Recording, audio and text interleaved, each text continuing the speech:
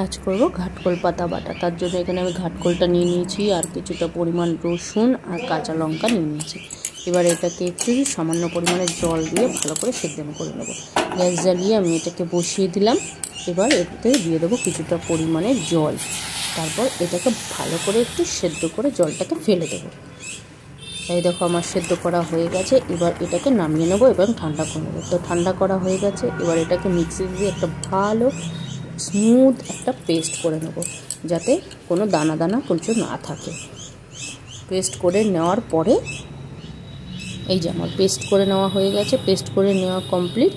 দেখেছো একটু পুরো পেস্ট হয়ে গেছে। এবার তেল কিছুটা পরিমাণে কড়াইতে দিয়ে গরম করে নিচ্ছি। এবার দিয়ে দিচ্ছি এর মধ্যে সেই পাতা বাটাটা দেওয়া হয়ে গেল। পাতা বাটাটা দিয়ে এবার এটাকে ভালো করে একটু নেড়ে চেড়ে নেবো।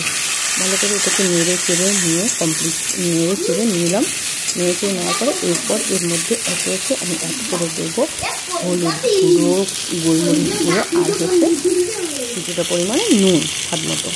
দেওয়ার পরে এটাকে ভালো করে মিক্স করব। মিক্স করে অনেকটা ভালো করে মিক্স করার পরে এটা যখন একটু শুকিয়ে আসবে তখনই এটা কমপ্লিট হবে। এইভাবে পাতা বাটা করলে কিন্তু দারুণ টেস্ট লাগে।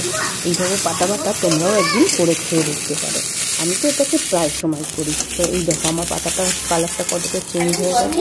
এরপর দেখবে পাতাটা থেকে আরও কিছুটা পরিমাণে তেল ছেড়ে দেবে। যখন তেল ছেড়ে দেবে তখনই বুঝতে হবে পাতাটা কমপ্লিট। এই যে পাতাটা কমপ্লিট হয়ে গেছে, প্রায় দেখো অনেকটা তেল ছেড়ে দিয়েছে।